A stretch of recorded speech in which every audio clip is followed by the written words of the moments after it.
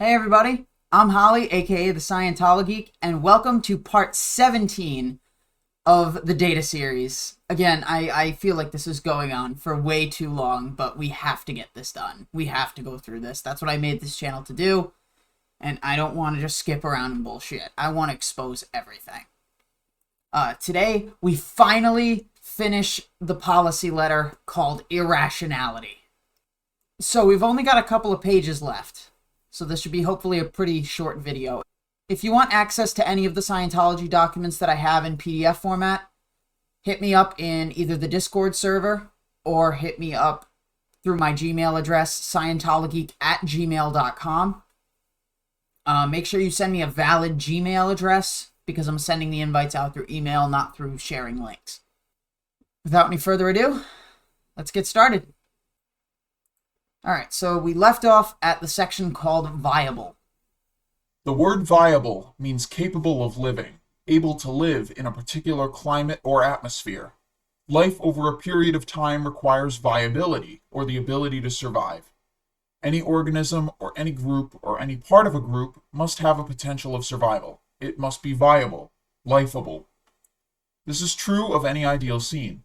The statistic measures directly the relative survival potential of the organism or its part. This tells you the plain fact that life contains the essential purpose of living, no matter how many misguided philosophers or generals may decree otherwise. Wait, life contains the essential purpose of living. So is he saying that life contains a sort of living instinct? I'm not quite sure. I'm assuming that's what he means, but it's Hubbard, so who knows what the hell he means. The planetary population is now not fully viable, since weapons exist capable of making it a billiard ball at the whim of some madman.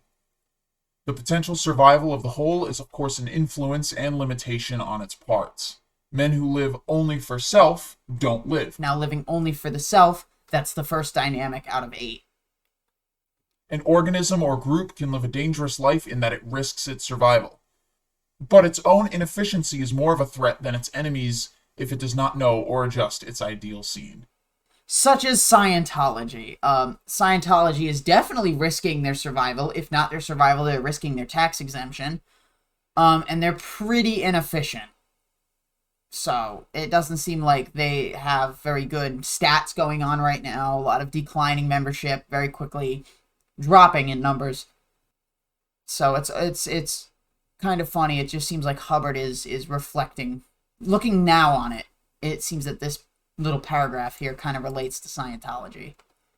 A military company told on posters the ideal scene is all brag in the bar with girls on each arm, who find in fact that their actual scene is military police outside every bar with clubs and a real short life under the orders of a sadistically disinterested and inexpert government is presented with an instantly visible departure.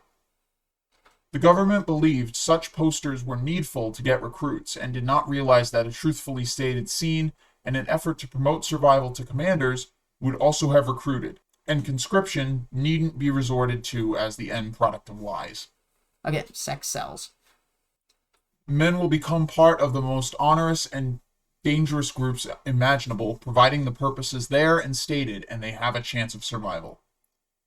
The ideal scene of a nation worshipping death is that of a nation that will not survive anyway, at least not as that nation. What nation worships death? I'd love an example. A group or an organism must be viable. The state is relative to the time the group needs to live to accomplish its purpose. Each part of a group in any ideal scene should contribute viability to the whole group. Production of something is mandatory on any part of a group if the group is to be fully viable. Painting, writing, music all have positive roles in a society, so productivity, as is viability, can be seen as a very broad inclusive term. The sub-purposes of any group make up the sub-ideal scene of its various parts. In other words, each part of a broad group has its own ideal scene and its own statistic. So it's as if each group is broken up into divisions. These combined bring about the broad group's ideal scene. The statistics each lead to viability of the part and then the whole group. In reverse, with so many parts of a planet desirous of extinguishing so many other parts, the viability of the planet becomes questionable. In an organization, each part has its own ideal scene and its own statistic on up to the main ideal scene and the main statistic. In practice, one works back from the ideal scene of the group into its smallest part, so that all lesser ideal scenes and lesser statistics mount up to and bring about the main ideal scene and statistic. Alright, that's the thing. Hubbard talks about a planet desirous of extinguishing so many other parts. If the planet really wanted to, if we really wanted to blow up the rest of the planet and destroy it, we would have done it already. Any country who has nuclear capability would have probably done it already if they were so focused on blowing up other parts, but they can't do it until something hits them first. Because then that's an act of war. But I think if you were to ask governments about quote-unquote an ideal scene, I think their ideal scene could actually be to possibly live in peace and harmony with the rest of the world. At least, I would hope so. Examining the lesser ideal scenes and statistics, one can find outpoints first in how the whole thing is organized, and then the main ideal scene and the statistics, and how the lesser ones bring it about. Dominant is the viability of the whole. Where any part does not support total viability, it is an outpoint. Contributive is the viability of each part, and cohesive is the scheme in which the lesser ideal scenes and the lesser statistics. So the viability of the whole is dominant. The viability of each part is contributive, and the scheme in which the lesser ideal scenes and statistics bring about the big ideal scene and statistic is cohesive. So you bring everything together, that's cohesive. Each part contributes to the viability of the whole, which is the dominant idea. If this does not occur, the non-supportive lesser ideal scene or statistic is an outpoint. Groups that falter have to have all this restudied. As departures did occur, the organization itself, as part of any action, must be re-examined against experience, and new greater and lesser ideal scenes and statistics must be worked out for it and put into use.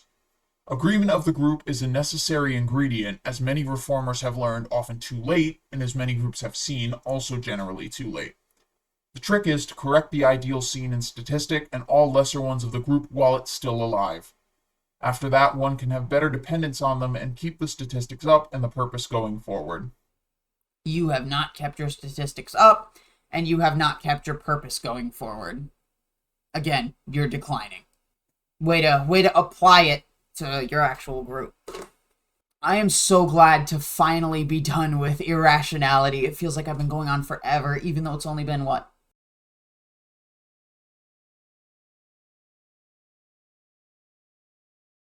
5 videos dedicated to Irrationality. I hate the fact that it took this long, but obviously with the smaller segments, I don't want to throw out a video of a full policy letter if you guys aren't going to be interested in watching it. I would rather have something in short bursts that you guys can digest a little bit easier.